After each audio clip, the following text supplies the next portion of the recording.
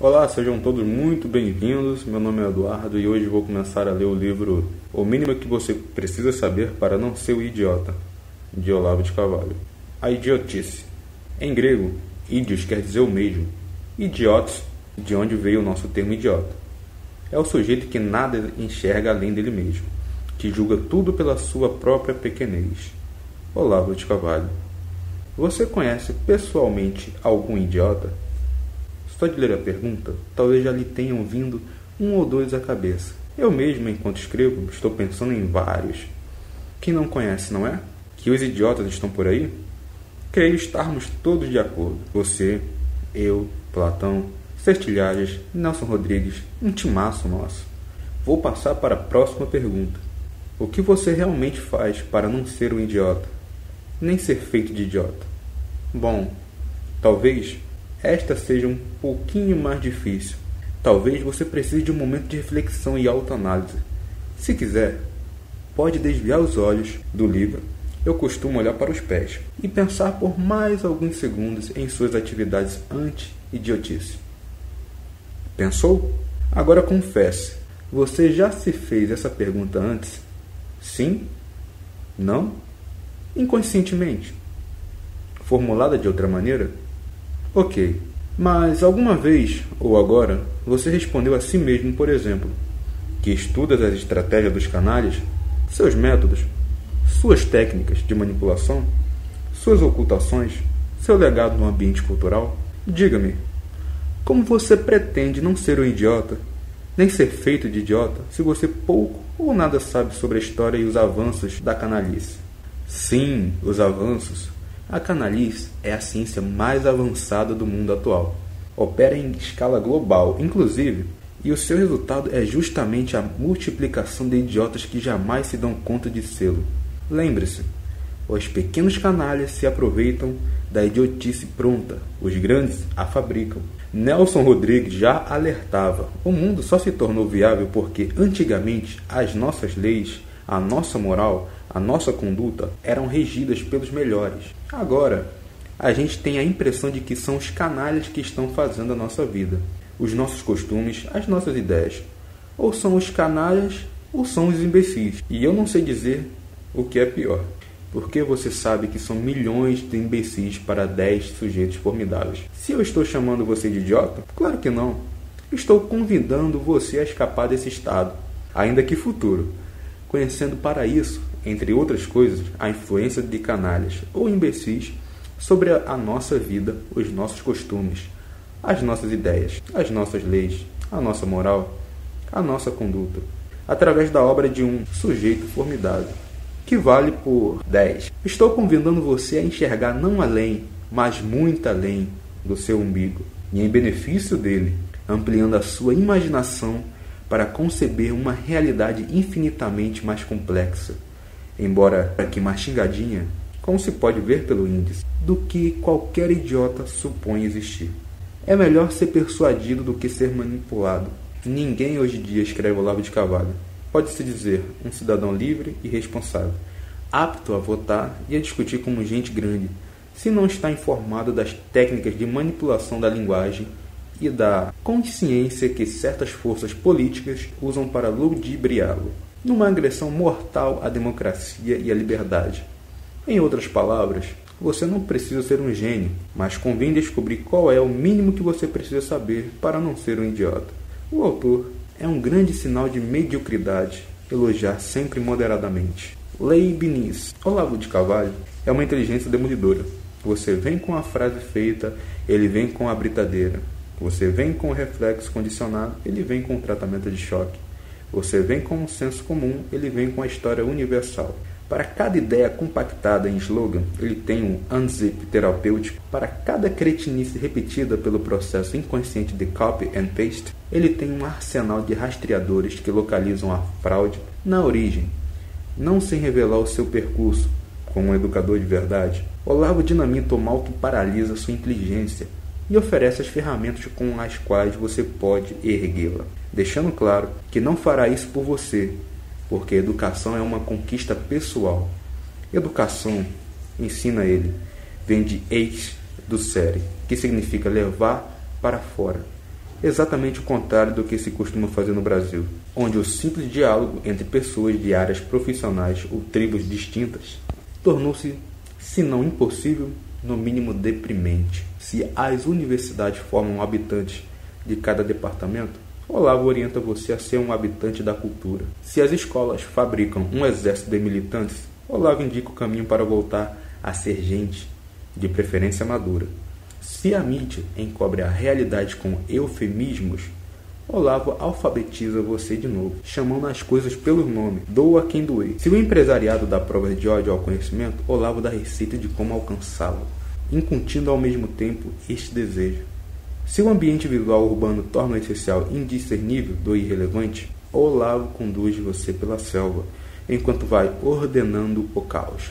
Se o acesso a lazeres e prazeres ilimitados infunde nas pessoas um sentimento de culpa traiçoeiro, Olavo mostra com quantos sacrifícios se restitui a sanidade em prol de uma felicidade duradoura. Tudo com o mais autêntico bom humor, tudo com o mais envolvente dos estilos, seja em livros, artigos de jornal, apostilas de curso, aulas, vídeo ou programas de rádio. Olavo une a linguagem popular à cultura, no todo e nas partes, variando apenas de acordo com o formato. A intensidade de cada uma, mas sempre com o poder de educar e divertir ao mesmo tempo os seus milhares de leitores, ouvintes e alunos, e com a coragem de expor ao ridículo a quadrilha de intelectuais que corrompe o país. É um homem de fé, sem dúvida. A fé, dizia José Engenheiros, se confirma no choque com as opiniões contrárias. O fanatismo teme vacilar diante delas e intenta afogá-las enquanto agonizam suas velhas crenças, incapazes de manter suas ideias de pé no choque com as opiniões e argumentações demolidoras de Olavo. Seus adversários tentam afogá-las, marginalizá-las e xingá-las, não raro fingindo-se alvos de insultos injustificados ou afetando superioridade à base de risadinhas, no intuito de afastar o público do mais breve contato com o autor. Se você quiser obedecer ao comando e maldizê-lo sem ler ou fugir, fique à vontade. Olavo de Carvalho não é para frouxos. O livro. Regra: a busca da perfeição não é nada, se não for inseparável da necessidade de difundir todo o bem que possui. Lois Lavelle. Este livro é fruto espontâneo dos meus estudos da obra de Olavo de Carvalho e da necessidade incontornável de divulgá-la aos meus amigos, parentes, leitores e brasileiros em geral, da maneira que julgo mais objetiva, educativa e contundente para despertar suas inteligências e orientá-los em questões fundamentais da existência e da convivência humanas, sem deixar de mostrar como o ambiente cultural do país e a canalice global interferem em cada uma, dado o abismo cada vez maior entre o universo midiático-educacional e a realidade, e, portanto, entre o povo exposto, as classes falantes e os verdadeiros sábios.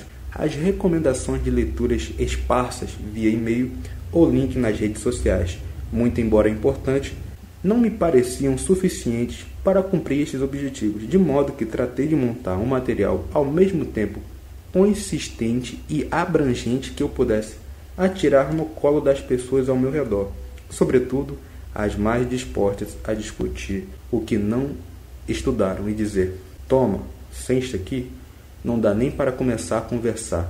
Sim, é verdade que Olavo de Carvalho publicou outros livros extraordinários, que também devem ser lidos por quem queira avançar na vida intelectual. Mas nenhum deles facilita tanto a vida do leitor comum, leigo ou iniciante em assuntos políticos e técnicas filosóficas quanto este, do qual só não se pode dizer que o pega pela mão, porque seria mais correto dizer que o pega pela orelha, não sem lhe dar umas boas e merecidas palmadas por ter vivido tanto tempo como um bichinho, sem saber que diabos está acontecendo. Se a suprema alegria de um professor é a de poder abrir a seus alunos um horizonte bem maior que a circunferência de um prato de lentilhas, a do organizador de sua obra é torná-la ainda mais atraente e acessível ao grande público, em prol da formação de uma elite pensante, não apenas capaz de distinguir um prato de lentilhas de todo o legado da cultura universal, mas também de perceber que a absorção deste último pode ser bem mais nutritiva. Em busca deste resultado, nada mais natural do que recorrer aos artigos jornalísticos de Olavo de Carvalho, chamarizes instigantes de uma obra quase inabarcável e sob o impacto dos quais muitos de seus leitores, os menos frouxos, modéstia à parte, saem em busca de suas aulas, descobrindo então as dimensões infinitamente maiores da sabedoria do filósofo, para muito além, é claro, da caricatura que dele fazem seus adversários políticos, e do próprio rótulo de polemista, quase sempre usado no Brasil para rebaixar quem exibe provas, documentos e análises logísticas irrefutáveis a um nível igual ou inferior ao daqueles que fazem discurso histérico militante. Na maior parte dos casos, a polêmica está nos olhos de quem não lê. Este livro, no entanto, não é apenas uma compilação de artigos, mas sim uma compilação de temas essenciais, todos eles renegados à obscuridade no país, sobre os quais os artigos vêm lançar luz, importando para a seleção menos a data e o veículo em que foram publicados do que o potencial de cada um em iluminar esses temas. Ainda que, em favor da abrangência, eu tenha priorizado os mais sintéticos entre os militares que reli ou descobri durante este trabalho, enquanto me perdia como tantos leitores, ouvintes e alunos nas páginas virtuais do site de Olavo de Carvalho. Tratei, pois, não apenas de organizar aquele empilhamento sem fim de textos, mas de resgatar na obra jornalística recente e antiga do autor o que ela tem de atemporal, de ferramenta útil à compreensão da realidade em outras circunstâncias para além daqueles das quais cada texto emergiu. Não sem a intenção de exemplificar o quanto o jornal também é, ou deveria ser, um espaço para análises capazes de sobreviver ao tempo e até de prever, com acerto, uma infinidade de acontecimentos, sendo bem mais do que o simples comentário das notícias da semana. Não é porque a notícia envelhece, afinal, que a reflexão correspondente deve envelhecer junto. Se há, e garanto como há, uma dificuldade em agrupar textos de Olavo de Carvalho por temas para fins editoriais, isto se deve não à obsolescência deles, mas, pelo contrário, ao fato de o autor buscar sempre a unidade por trás das manifestações isoladas e os fundamentos por trás das discussões públicas, o que torna cada texto seu um amálgama duradouro, dois elementos mais díspares, entre os quais só um organizador irresponsável ou obsessivo como eu ousaria procurar um fio condutor interno e comum a outros textos, capaz de justificar o nome e a composição de capítulos e seções. Uma raridade compreensível, aliás, em seus livros cujas seleções costumam ser justificadas apenas pelo título geral da obra e limitadas aos artigos recentes. De todo modo, como os textos de Olavo de Carvalho são sobre tudo e mais alguma coisa, cada capítulo deste livro contém um tanto dos temas de outros e, portanto, nenhum se esgota em si mesmo, mas, sim, fornece a base mínima para a compreensão dos demais.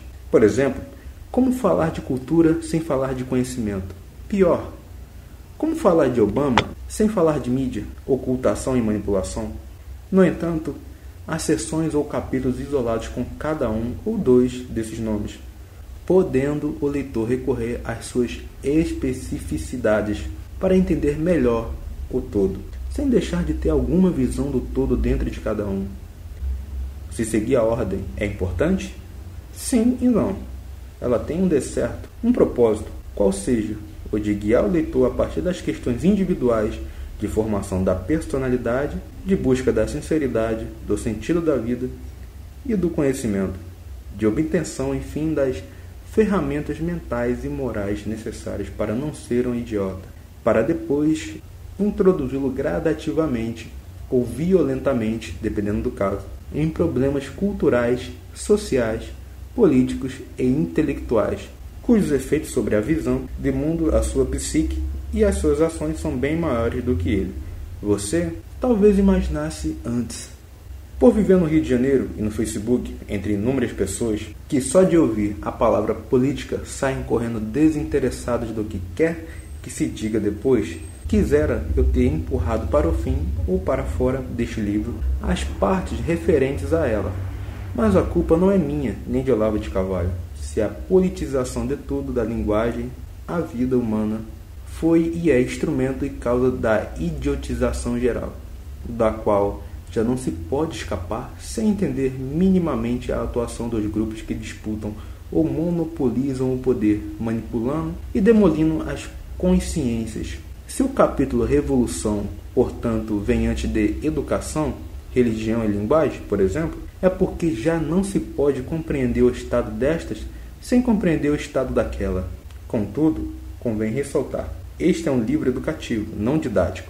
O leitor seguradamente encontrará pelo caminho referências a questões que só serão examinadas em detalhes mais adiante ou mesmo fora do livro, posto que seu objetivo também é servir de convite à obra do autor, de modo que pode usar e abusar da liberdade de escolher a sua própria ordem de leitura e até os temas de sua predileção, como se estivesse diante de uma mini enciclopédia carvalhiana, eterna fonte de consultas para esclarecimentos variados. Se, em vez de encher o índice de descrições, usei apenas uma palavra, vocação, inveja, democracia, para nomear os capítulos, e uma ou duas, ora em par, como analfabetismo e glória, história e embuste, ora em posição, como sociedade versus culpa, e revolucionários versus mundo melhor. Para as sessões não é só porque sopro de toque literário, e você não imagina com que dor me rendi ao famigerado mundo melhor, composto por abomináveis duas palavrinhas em vez de uma só. Nem só porque quero atrair o maior número de leitores, mas pelo simples fato de que salvo algum novo padrão revolucionário de conduta. Ninguém vai a um restaurante, nem a um bordel, soprou-me o diabo, para comer o cardápio. Quanto mais preciso e visual ele for, creio, mais favorecerá o apetite, agora e para sempre. De resto, só a assimilação do conteúdo fará o leitor notar que gaysismo, por exemplo, não é, no mundo real, um capítulo isolado como é no livro. Mas se alguns temas não vêm dentro de outros que englobam ou que lhe deram origem, é justamente pelo motivo citado. Isto é, eu não quis transformar o índice em uma árvore genealógica mais complexa do que já é, incluindo itens como o 3.7.4.2 da seção 561 do capítulo 8, parte B. Muito menos deixar metade do livro dentro do capítulo Revolução, ou seria criminalidade. Jorge Luiz Borges escreveu o Aleph. O que viram meus olhos foi simultâneo. O que transcrevi, sucessivo, pois a linguagem o é. Algo, entretanto, registrarei. Olavo de Carvalho, como Borges, vê tudo simultaneamente na realidade e transcreve de forma sucessiva em cada texto, embora muitos pareçam em 3D. E eu, contando que o leitor vai tirar conclusões menos do índice do que da leitura do livro, organizo-os de forma sucessiva também, por seções e capítulos. Algo, entretanto, registraremos. Neste algo está de certo o analfabetismo funcional e moral das classes falantes, tema recorrente na obra do autor e no presente livro, ainda que este não seja uma documentação como o best-seller, O Imbecil, coletivo da revolução da vida intelectual a megafone de interesses partidários, através da análise do discurso de seus representantes. Digo isto para o caso de leitores desconfiados ou mal intencionados não encontrarem nesta compilação temática, repito, prova suficiente de que o sistema de ensino e os meios de comunicação brasileiros foram quase inteiramente ocupados pela pseudo-intelectualidade esquerdista, já que aqui a prioridade é, além de descrever o quadro geral, oferecer em doses homeopáticas os meios de descontaminação moral e linguística de seus venenos idiotizantes, da juventude à maturidade, do fingimento à sinceridade, da economia à cultura, da ciência à religião, da linguagem à discussão, da militância à vocação, do regime militar ao petismo de Lula e Dilma, do governo de George W. Bush ao de Barack Hussein Obama, passando pela guerra do Iraque e pela crise financeira americana, da democracia à ditadura mundial, do capitalismo ao socialismo, de tudo a mais um pouco. Enfim, não há tema obscuro que os donos do microfone não obscureçam, ainda mais. E não há melhor antídoto para o provincianismo mental brasileiro do que ler Olavo de Carvalho. Este livro, cuja gestação também me serviu de automedicação, é, portanto, uma tentativa dupla, a de organizar o saber, condição mais óbvia para o desenvolvimento da inteligência, segundo Olavo, e a de compartilhá-lo a fim de levar para fora o leitor e consolidar aquilo que o nosso maior filósofo e educador definiu em espírito e cultura: o Brasil ante o sentido da vida.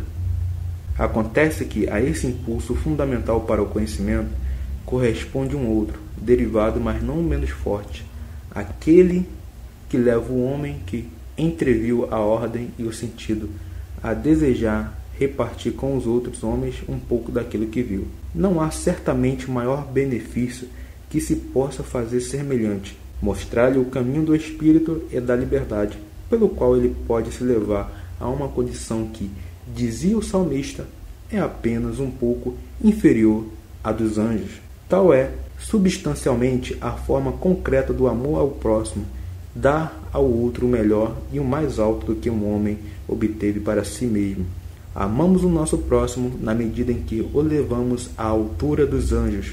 Fazemos-lhes o mal quando o rebaixamos à condição de bichinho, seja com maus tratos, seja com afagos. Nessas duas exigências está contida, dizia Cristo, toda a lei e os profetas. Neste livro está contigo, digo eu, um pouco do melhor e do mais alto que obtive para mim mesmo. Eu vi Olavo de Carvalho, e agora o reparto com você, leitor, na esperança de que também se afaste da condição de bichinho e se leve à altura dos anjos.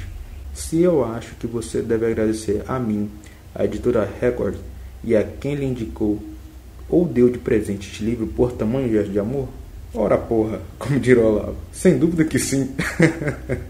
Felipe Moura Brasil, www.felipemourabrasil.com.br. Notas: trecho do artigo Professores de Corrupção, presente no capítulo Inteligente Dizia deste livro. Trecho da entrevista concedida pelo dramaturgo à revista Playboy em novembro de 1979. Trecho do artigo da servidão hipnótica, presente no capítulo Revolução deste livro. Engenheiros José, O Homem Medíocre, São Paulo, ícone editora 2006. Olavo de Carvalho, A Dialética Simbólica, São Paulo, 1997.